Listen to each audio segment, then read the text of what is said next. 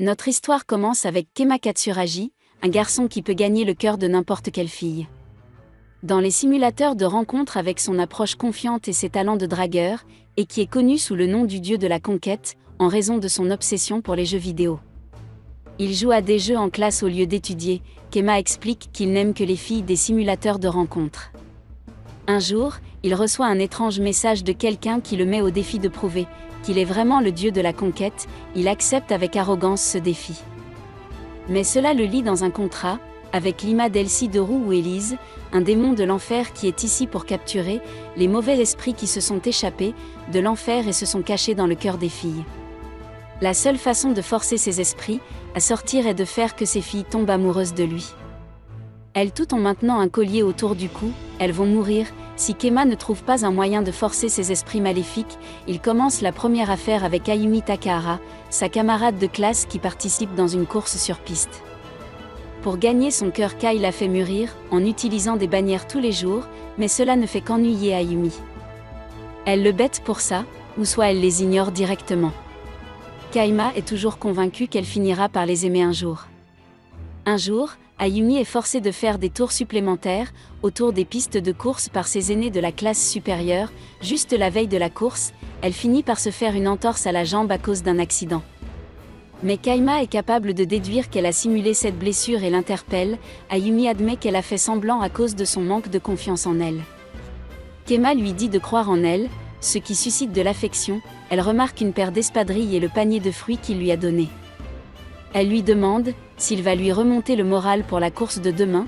Kaima rougit et manque de tomber dans les escaliers. Ayumi l'attrape et ils s'embrassent, ce qui fait sortir le mauvais esprit de son cœur, qu'elle s'y capture. Ayumi finit par gagner la course, mais perd tous ses souvenirs.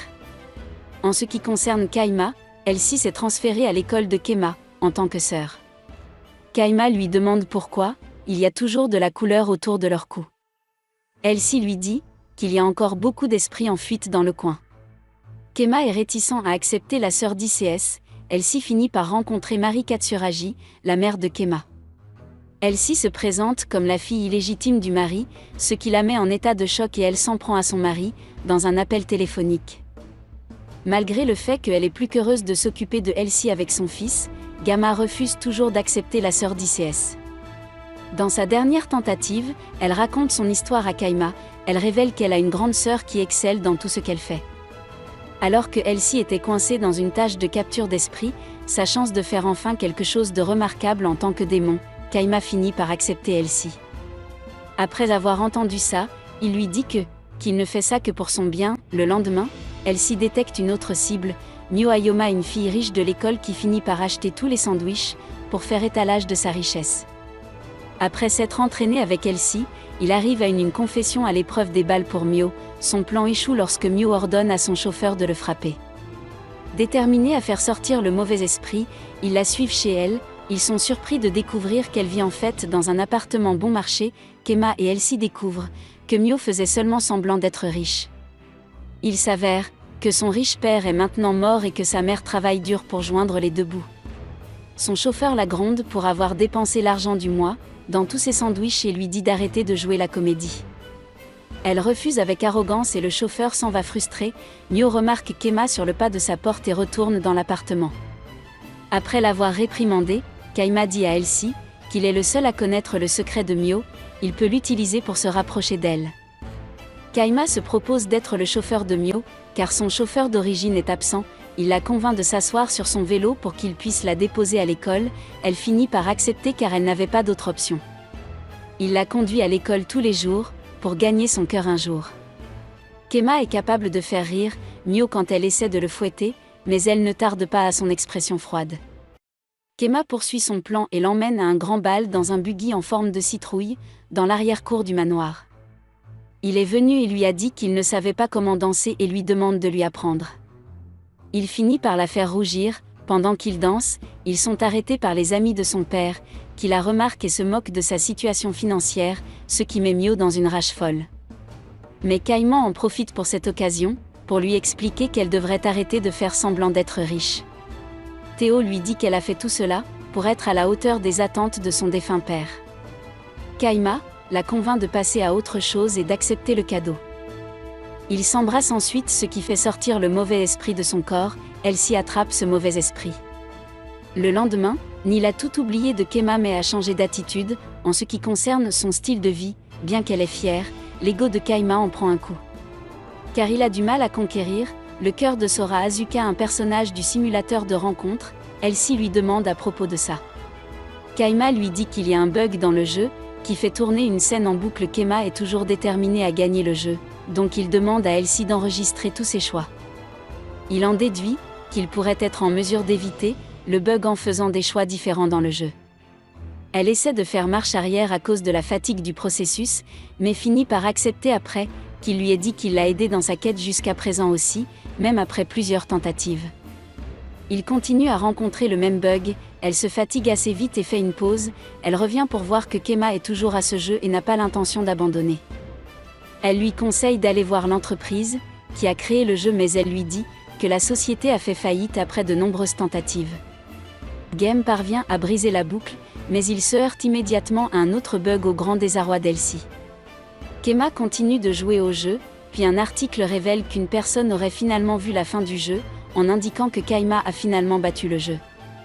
Elsie devient une grande fan de l'idole des jeunes, Kanon Nakagawa, mais Kaima ne partage pas cette obsession, puisqu'il ne croit qu'aux idoles de jeu.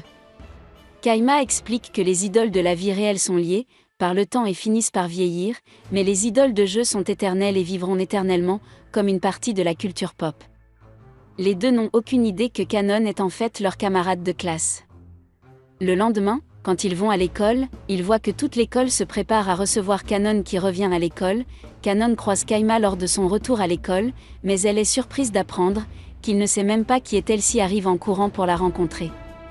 Pendant leur rencontre, Elsie détecte un esprit maléfique dans son cœur, ce qui fait d'elle sa prochaine cible. Kaima est choquée d'apprendre cela. Pendant ce temps, Kanon est toujours déprimé d'avoir entendu que Kaima ne l'a pas reconnu. Kema hésite à s'en prendre à Kanon à cause de son comportement. Il reçoit une invitation de Kanon qui lui dit de la retrouver sur le toit à un concert exclusif. Il y va pour le concert mais finit par se désintéresser et commence à jouer au jeu. Elle est choquée de voir cela et se prépare à le taser, mais elle reçoit un appel et part. Elle l'invitait à nouveau pour un autre concert. Il dit à Elsie qu'il serait sage de l'ignorer, car elle lui tend clairement qu'elle lui tend un piège. Le lendemain, Kema fait la même chose à elle, ce qui la rend encore plus déprimée et elle disparaît. Il s'avère qu'à cause de l'esprit à l'intérieur du Kanon, elle est devenue invisible. Elle se met en colère contre Kim et essaie de le taser à nouveau, mais il se sauve en disant que sa chanson était si paisible qu'il s'est endormi. Elle redevient visible à nouveau, mais elle est toujours déprimée. Elle lui dit de se montrer à nouveau demain pour le concert pour comprendre la psyché de Kanon. Kaima envoie Elsie enquêter sur Kanon. Elsie découvre que Kanon faisait partie d'un groupe de filles citron d'un groupe. Elle dit à Kaima d'être gentille avec elle, car elle doit se sentir seule. Il s'avère que Kanon n'a jamais été remarqué par les gens dans le passé, ce qui l'a conduit à rechercher de l'attention. Kaima reçoit un texto de Kanon. Après son tournage, il va pour la rencontrer et lui remonte le moral, cela l'aide. Elle devient à nouveau visible. Kanon lui demande si elle peut lui envoyer d'autres textos quand elle est déprimée. Kaima approuve, alors elle passe les jours suivants à envoyer des textos à Kema chaque fois qu'elle est déprimée ou inquiète de ses performances. Cela fatigue Kaima très vite. Alors que leur lien devient plus fort, il accepte une invitation à venir au plus grand spectacle de Kanon, où elle va chanter devant 10 000 personnes. Elle est excitée de chanter devant tout le monde. Alors que Kaima contemple sa stratégie, elle disparaît du stade avant sa performance. Alors que tout le monde la cherche, Kaima passe à la prochaine étape de sa stratégie, capturer le cœur de Kanon. Il s'avère que lorsque Kanon se préparait pour son concert dans les coulisses, des souvenirs de son passé sont remontés à la surface et elle a eu des doutes sur son concert. Elle avait trop peur de rater sa performance, ce qui l'a fait devenir invisible. Kanon sort alors furtivement des coulisses, ce qui fait que tout le monde la cherche. Alors qu'Elsie s'inquiète pour Kanon, Kema dit que c'est là que sa dernière étape va entrer en jeu. Il se met alors dans une quête pour la trouver, mais comme elle est invisible, c'est une tâche difficile. Il cherche partout, mais n'ont pas de chance. Kaima trouve finalement Kanon près d'un bâtiment. Il va vers elle et l'encourage à retourner à son concert. Kema comprend qu'elle se soucie des gens qui ne font pas attention à elle en tant qu'idole. Kaima lui explique qu'elle doit arrêter de s'en inquiéter, car son travail acharné est la preuve qu'elle est une idole.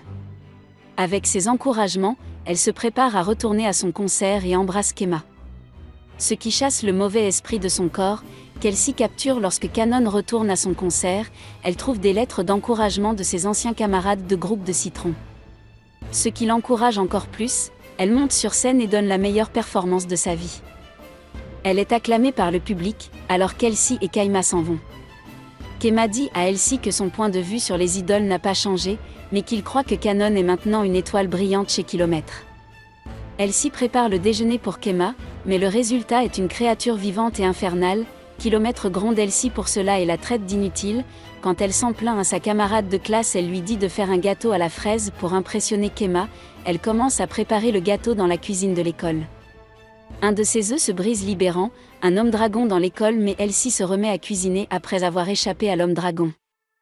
Elle prépare un gâteau, en utilisant les mêmes ingrédients infernaux. L'homme dragon revient et la chaleur du micro-ondes fait craquer d'autres œufs et les monstres s'approchent plus près d'elle. Le micro-ondes explose et les monstres disparaissent avec le gâteau. Pendant ce temps, Kemma se fait gronder par son professeur sur la piste, pour avoir toujours joué à des jeux en classe.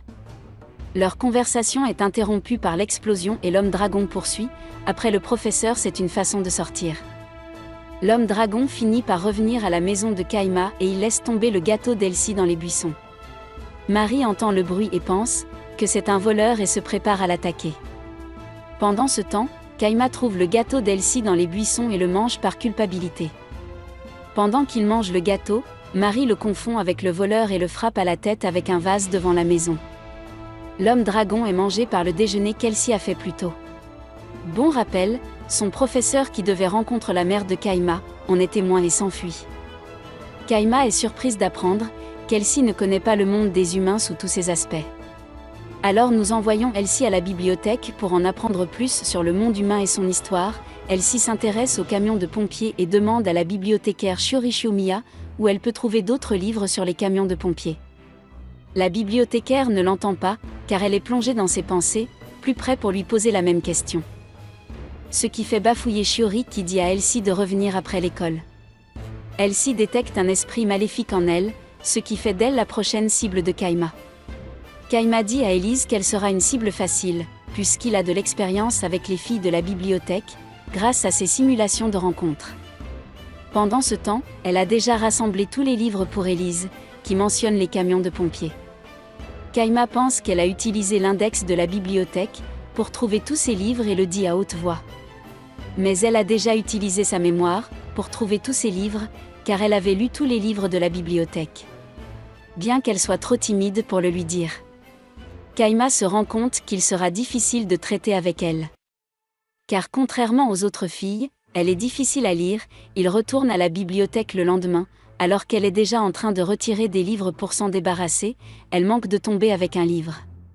Kemma vient à la rescousse et la sauve, elle essaie de le remercier, mais à cause de sa nature timide du fait qu'elle a du mal à dire correctement merci à Kemma, mais elle arrive à le faire. Et poursuit son travail à la bibliothèque. Kemma remarque que les livres sont désormais inutiles, avec l'avènement de la technologie et qu'une fois qu'un livre est scanné, il peut être jeté. Cela met Shiori en colère et elle trouve le courage de traiter Kayma de stupide, après avoir dit qu'elle quitte Elsie et l'appelle sur ce sujet. Mais Kayma a dit qu'il avait fait ça pour qu'elle parle et comprenne sa psyché. Il est révélé dans un flashback que Shiori n'a jamais pu parler normalement aux gens à cause de sa timidité. C'est pourquoi elle a développé un amour pour les livres, pour compenser cela. Le jour suivant, Shiori assiste à une réunion à la bibliothèque, elle veut participer à la conversation, mais elle est trop timide pour dire quelque chose. En marchant, elle remarque Kayma en train d'écrire dans un livre. Elle attrape immédiatement le livre pour l'empêcher de l'abîmer davantage, il justifie son geste en disant qu'il ne faisait que des corrections car les informations contenues dans le livre étaient erronées. Il dit ensuite que les livres sont inutiles en raison du manque d'édition instantanée. Elle trouve le courage de le traiter d'idiot et part rapidement. Le jour suivant, elle le surprend à écrire à nouveau dans un livre, elle va vers lui pour lui prendre le livre mais elle se rend compte que c'est son propre cahier. Elle essaie de s'excuser dans sa tête mais finit par le réprimander quand elle parle. Kayma remarque que ses voix intérieures et extérieures sont inversées, ce qui la pousse à s'éloigner. Le lendemain, ils finissent enfin par se parler et elle se rend compte que grâce à sa colère, elle est capable d'avoir une conversation avec Kaima. Plus tard, il la voit déchirer une page en morceaux en utilisant sa magie. Elle la répare pour révéler que c'est un avis pour disposer des livres de la bibliothèque pour la salle des médias. Après avoir lu ceci, Kaima se prépare pour sa prochaine action pour empêcher que les livres de la bibliothèque soient jetés. Elle a déjà barricadé la bibliothèque et s'y enferme, alors que tout le monde frappe à la porte et crie à Fior pour qu'il ouvre la porte. Elle s'endort et rêve de son passé et de comment elle est venue pour aimer les livres. Elle est réveillée par une voix et quelqu'un qui frappe à la porte et des décombres. Alors qu'elle va enquêter, elle tombe sur Kema qui s'est faufilé dans la bibliothèque par un trou dans le plafond. Il dit à Shiori qu'il la soutient et reste avec elle dans la bibliothèque. Le comité de la bibliothèque coupe l'électricité, ce qui les fait trébucher alors que des livres tombent sur eux. Ils sont coincés sous un tas de livres. Kaima commente comment le monde réel est effrayant. Elle est déjà d'accord avec Kaima et dit qu'elle veut rester ici pour toujours. Kema dit que c'est un mensonge et qu'elle a toujours voulu se socialiser, mais n'a pas pu le faire à cause de sa nature timide. Elle voulait prendre part au monde réel, mais ne pouvait pas à cause de sa peur d'être jugée par les autres. Kaima lui dit d'arrêter de se barricader du monde réel. Elle lui dit déjà qu'elle ne sait pas comment elle va faire. Kaima lui dit qu'il lui donnera le courage de le faire et l'embrasse. Ce qui libère l'esprit de son cœur qu'elle s'y capture. Lorsque le comité de la bibliothèque entre, elle leur dit déjà qu'elle ne veut pas qu'ils se débarrassent des livres. Le secrétaire accepte de tenir une autre réunion. Elle perd tous ses souvenirs avec Kema, mais décide d'écrire une histoire sur ce dont elle se souvient. Kaima est en colère contre Elsie, car depuis qu'il l'a rencontrée, il n'a plus le temps de jouer aux jeux et les nouveaux jeux s'accumulent dans sa chambre. Il court dans sa chambre pour finir l'arriéré de jeux, en jouant à 6 jeux en même temps. Jouer aux jeux comme un expert, cela le pousse à s'épuiser plus tard. Cependant, il continue à jouer et y va tellement fort qu'il finit par brûler ses consoles. Elsie finit par venir le voir et lui dit d'arrêter. Elle lui dit qu'il ne devrait pas passer tout son temps à jouer aux jeux vidéo. Il lui dit qu'il aime tellement les jeux, qu'il ne peut pas s'en empêcher. Il augmente sa stratégie en jouant encore plus de jeux d'un seul coup. Il arrive enfin à terminer tous les jeux sauf un, mais il est maintenant trop fatigué pour continuer à jouer. Alors qu'il est sur le point d'abandonner, il commence à avoir des hallucinations et à voir des héroïnes de ces jeux qui l'encouragent.